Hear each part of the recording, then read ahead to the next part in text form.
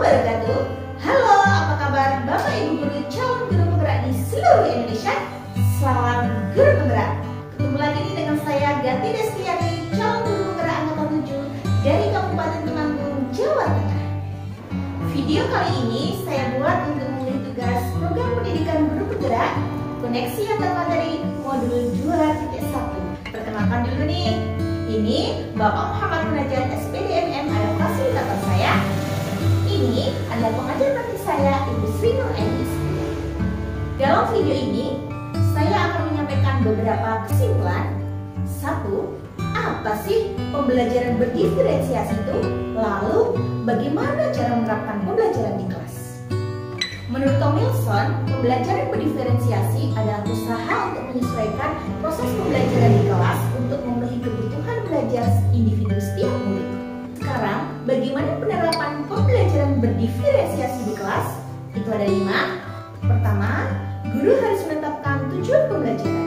Di mana guru harus menetapkan tujuan pembelajaran ketika akan mengajar di kelas. Kedua, menganalisis kebutuhan belajar dengan melakukan asesmen diagnostik, yaitu asesmen diagnostik kognitif dan asesmen diagnostik non-kognitif berdasarkan 3 aspek, yaitu kesiapan, minat, dan profil belajar murid.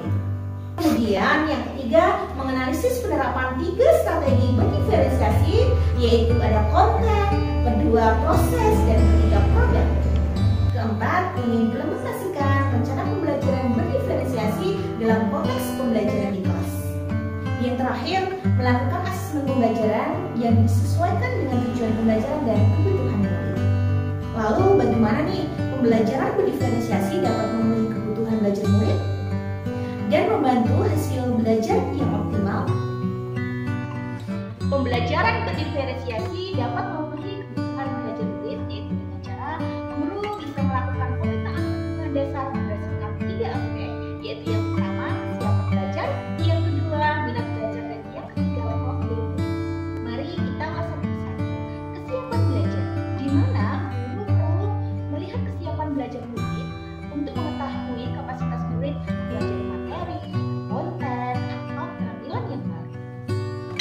Yang kedua, minat belajar, di mana guru memberikan pilihan kepada muridnya belajar sesuai dengan minatnya, karena belajar sesuai dengan minatnya akan membantu meningkatkan motivasi belajar anak.